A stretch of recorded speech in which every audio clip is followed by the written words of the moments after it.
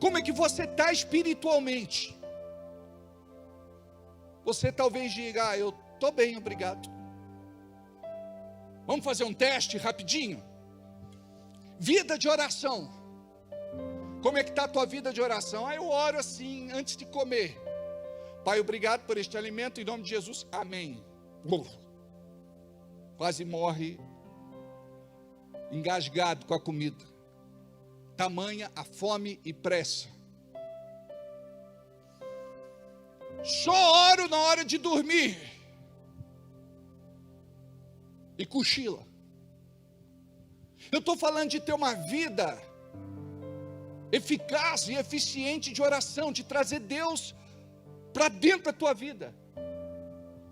Porque você vai ter que aumentar a unção em você, para quebrar todo jugo, despedaçar todo jugo, toda sentença, toda condenação, toda maldição do diabo. Como é que você faz isso? Não é, gente, dizendo assim, queima, assa, frita, cozinha, torra, assa, em nome de Jesus. Não, porque virou jargão.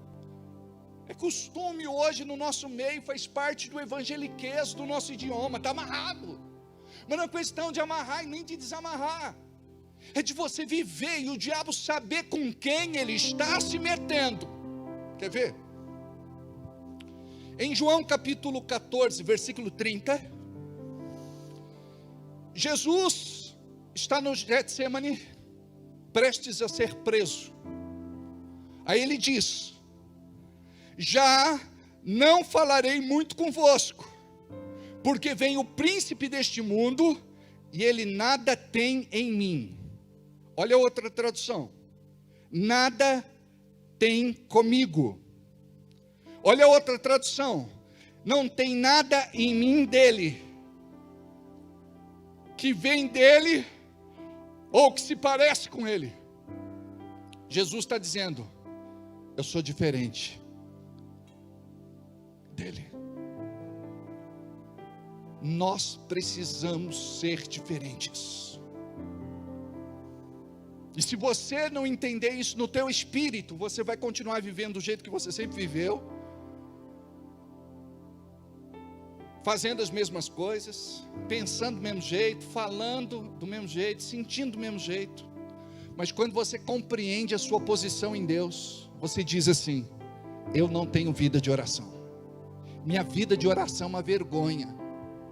Contei para vocês dia desses, o irmão estava falindo na sua empresa.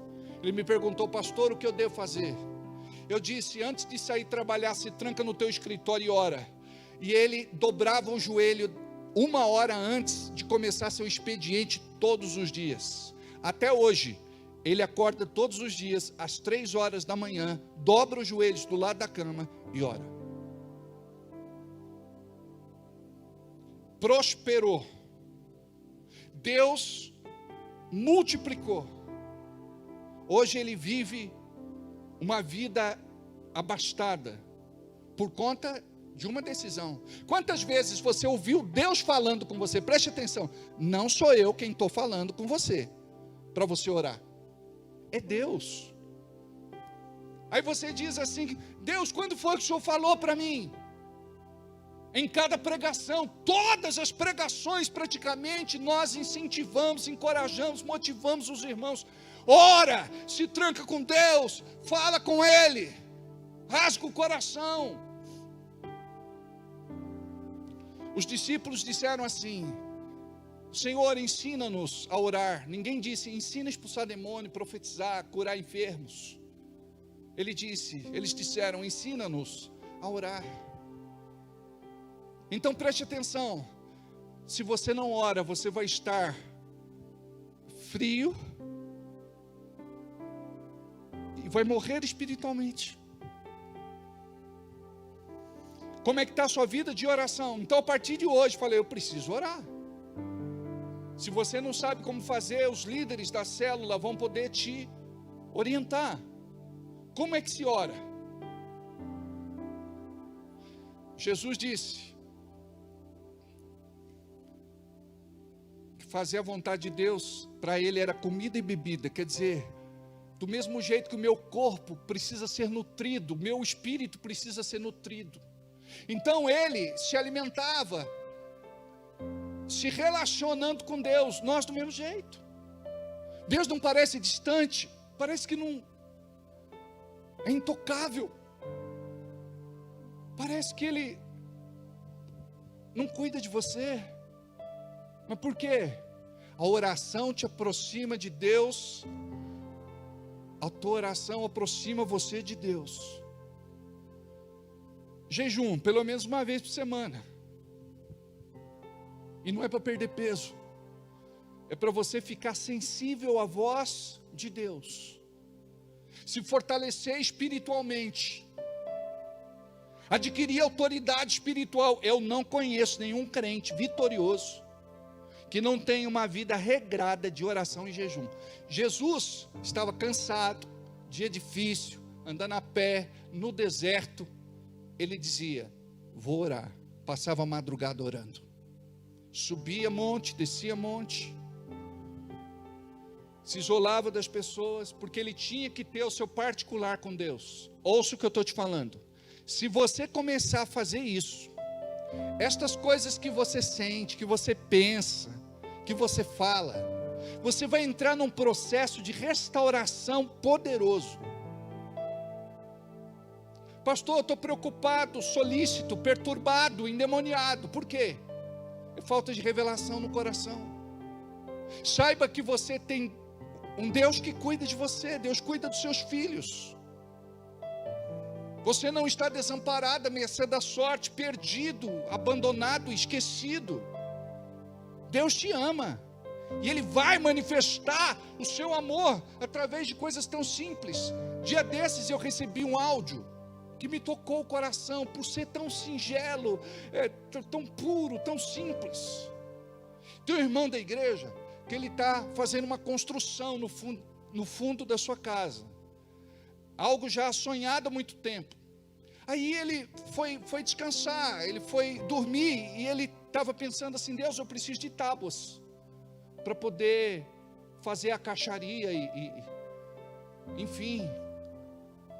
Aí, um irmão liga para ele e diz assim, ô irmão, eu estou me desfazendo aqui de umas tábuas, eu posso levar aí para você? Gente, olha o que Deus faz, coisas simples, pequenas. Deus manifesta o seu amor. Eu me lembro de uma pessoa que deu um testemunho contando que comprou uma geladeira. Um irmão que era metido a rico e disse assim, pastor, isso aí não é testemunho, hoje geladeira qualquer um compra. Eu falei, não senhor, o que ele está fazendo não é dizendo aquilo que você está dizendo, ele está glorificando a Deus, porque ele teve uma conquista na vida dele, se grande ou se pequena. A pessoa nunca tinha tido aquela geladeira dos seus sonhos, e ela conseguiu. Então a Bíblia diz para a gente celebrar com os que celebram.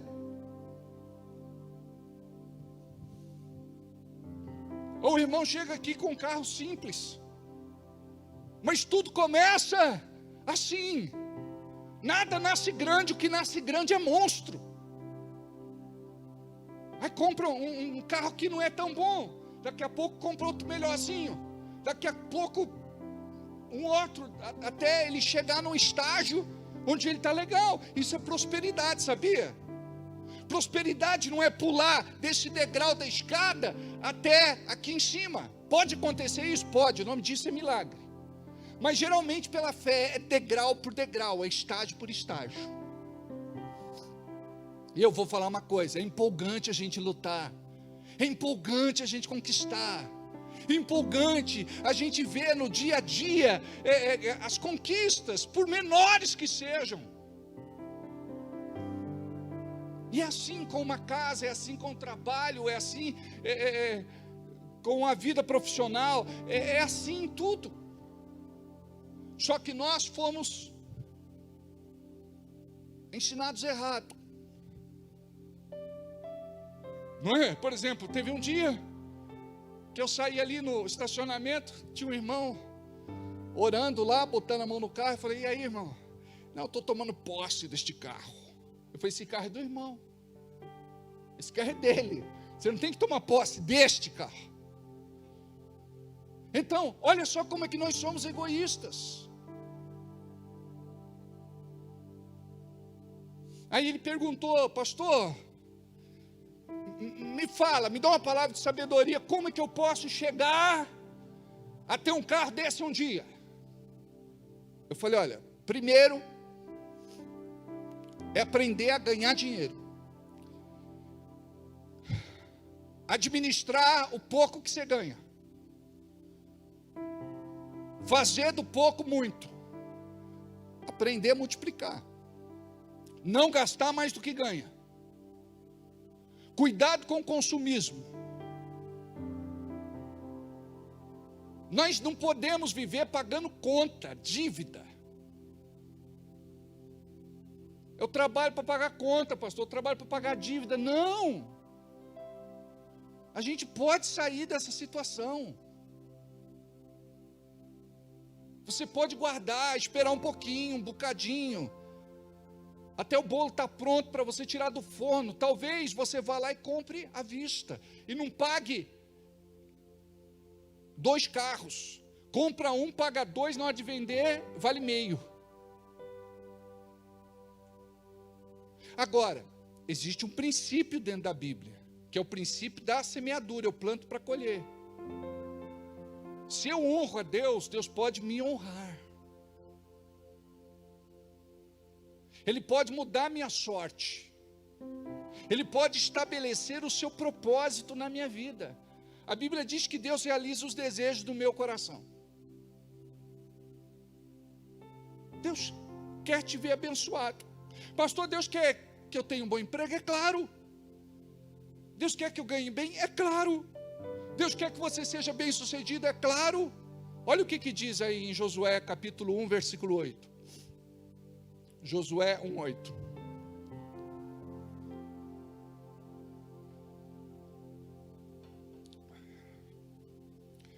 Não se aparte da tua boca o livro desta lei. Olha só. Por que a Bíblia tem que estar na minha boca?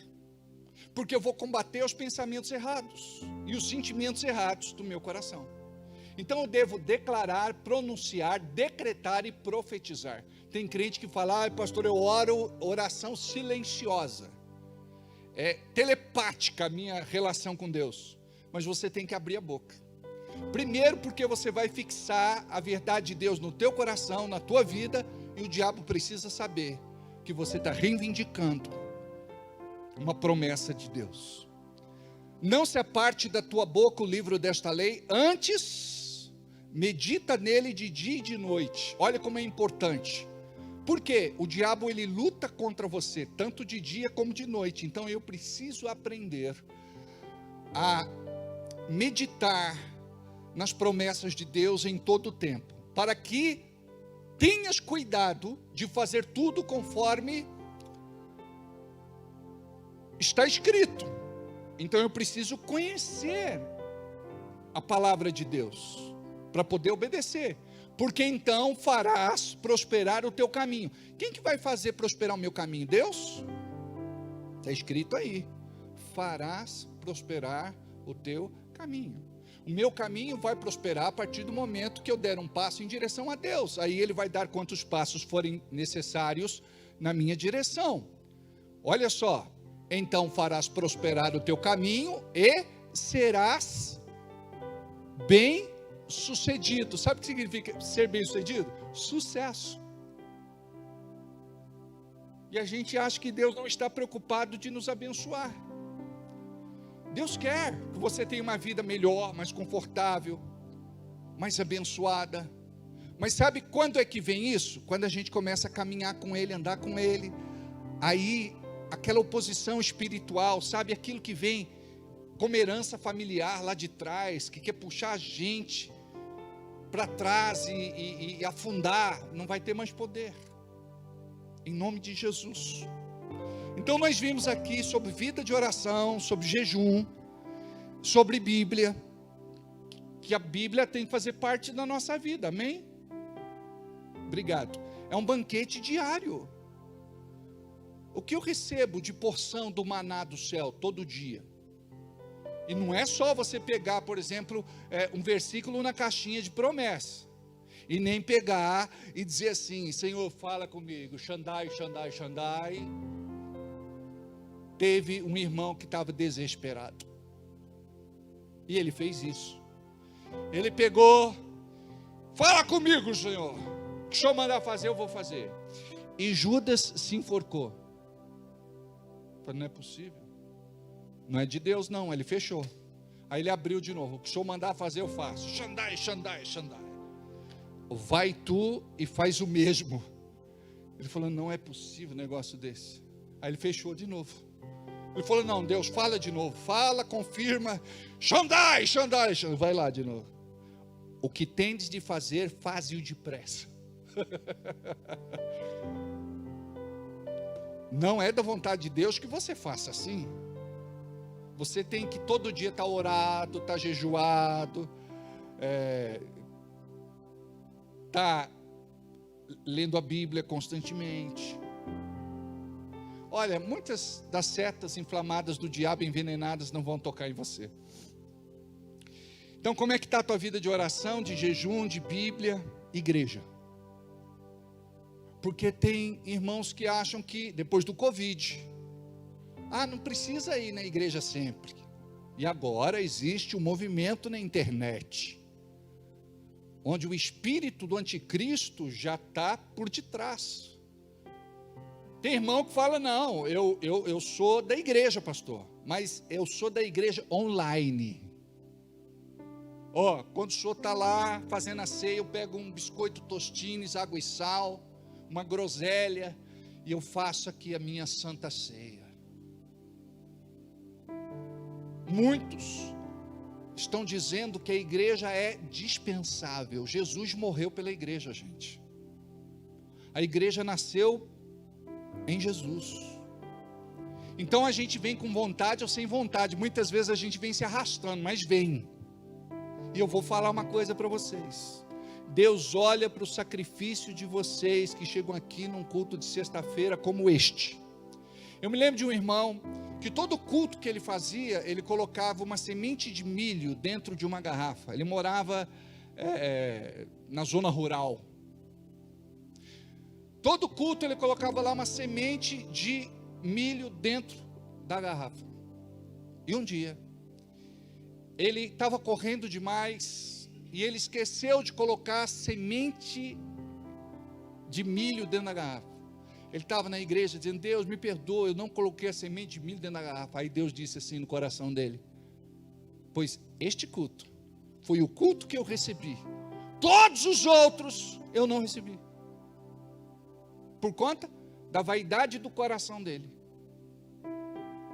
Ele estava indo fazer a sua obrigação religiosa, mas naquele dia, cansado, com problema, com luta, doente, se arrastando, ele foi. Aí Deus disse: esse eu recebi. Então tem culto que o diabo vai dizer assim: não, vai, fica em casa. Você fala: agora eu vou no nome de Jesus.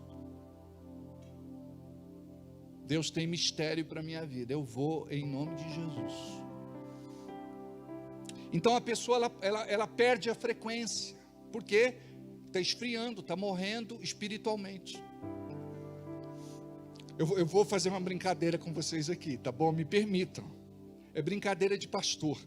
Pastor, quando está conversando com o outro, fala: a gente sabe quando a pessoa está saindo da igreja. Aí o outro diz assim: como é que você sabe? Ele fala assim: o irmão sentava na frente, depois ele passa a sentar no meio, depois ele está perto da porta. Olha para quem está do seu lado e diga assim: eu acho que não é verdade não. Então, vida de oração, de jejum, leitura da Bíblia, igreja, célula. Já começamos com a célula. Você precisa fazer parte de uma célula, ser um líder de célula, abrir uma célula na sua casa. Como é que está o seu serviço? Por exemplo, antes a pessoa era tão assim abnegada, era apaixonante ver o carinho que a pessoa servia a Jesus e os irmãos, mas daqui a pouco acaba.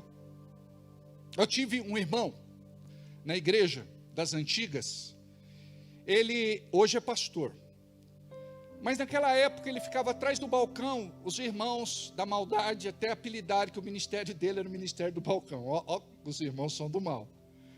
Ele ficava lá e dizia, não, eu já ajudei muito, eu já fiz muito, agora eu vou deixar os novos fazer. Eu não quero mais fazer nada.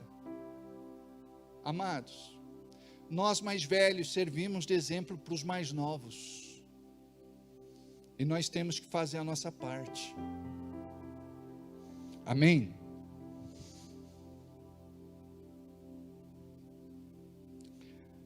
A palavra, ela nos encoraja a buscar. Vinde, buscai, achegai-vos. Quem tem sede, vem a mim e beba. Quem tem sede, vem a mim e coma. Buscar-me-eis e me achareis, quando me buscardes de todo o coração. Achegai-vos a Deus, e Ele se achegará a vós. O que é que nós devemos fazer? É dizer assim, Deus, eu não quero fazer parte daquela parte, ou não quero ser. Sabe o que significa medíocre? É mediano. A Janaína tinha uma manicure, ela falava medíocritis. Essas pessoas são medíocritis. Está valendo, a gente entende. Mas preste atenção. Será que a gente não está ali na média? Sabe por quê? Preste atenção. Somos nós quem vamos atear fogo na igreja. Levantar um povo avivado, cheio do Espírito, para poder estar aqui louvando e adorando no poder do alto. Somos nós, porque se existe ainda uma fagulha, se existe ainda em nós uma centelha, a Bíblia diz em Tiago que uma fagulha, uma centelha incendeia uma floresta. Em breve nós podemos ver este lugar todo tomado. Teve um irmão que chegou para mim e disse assim, pastor, o que isso acha da gente não ter mais reunião de sexta? Eu falei, eu acho que eu estou pensando também de não ter mais no domingo. Ele falou, não, domingo tem gente. Olha para quem está do teu lado e pergunta, você é gente? A Bíblia diz, onde 2 ou 3 estiverem reunidos em meu nome, ali eu estarei.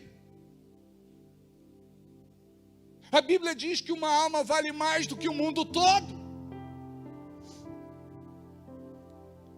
Olha só, os arautos da derrota. É mais fácil fechar as portas, é ou não é? Ficar no celular, ficar no filme, ficar no noticiário, ficar na série, ficar, sei lá, fazendo o quê? Do que estar aqui dizendo, Senhor, eu estou clamando por aquele irmão que desanimou, que está fraco, que está desistindo, que está depondo as armas, que jogou a toalha, que precisa, Senhor, de oração, de intercessão. Sabe por quê? É oposição espiritual, amados. É oposição espiritual. Você pode ver, a mulher fala, amor, você vai na igreja hoje? Ele fala, não. Então fica aí que eu estou indo. O marido tem que conscientizar a esposa conscientizar o marido. Salvo de coisas justificáveis. Porque tem. Às vezes a pessoa está adoentada, às vezes a pessoa não está bem. Igual hoje eu não estou com a garganta legal. Me perguntaram, quem que vai pregar sexta? Eu falei, euzinho. Eu mesmo. Aí toma lá um remedinho, dá uma turbinada, é ou não é? E vem. Tem irmão que fala para mim, pastor, o senhor tem que tomar energético. Energético, Charlie. Olha, energético. Eu sei o que vai dentro. Energético. Não tomo não. E põe também Coca-Cola, e põe não sei o que, e só vai tinindo, pastor. Energético. Preste atenção. Imagina só, olha para quem está ao teu lado e diz, Deus conta com você. Aí a gente fala assim, pergunta, ele fala, tem certeza? Pergunta aí, tem certeza? Moisés disse assim, eu acho que não dá para ser. Porque a Bíblia diz que Moisés era pesado de língua. Os estudiosos dizem que ele era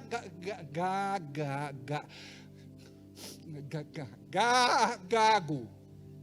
Aí não tem desculpa. Deus disse assim: colocarei Arão do teu lado, ele vai ser sua boca. Aí, ferrou.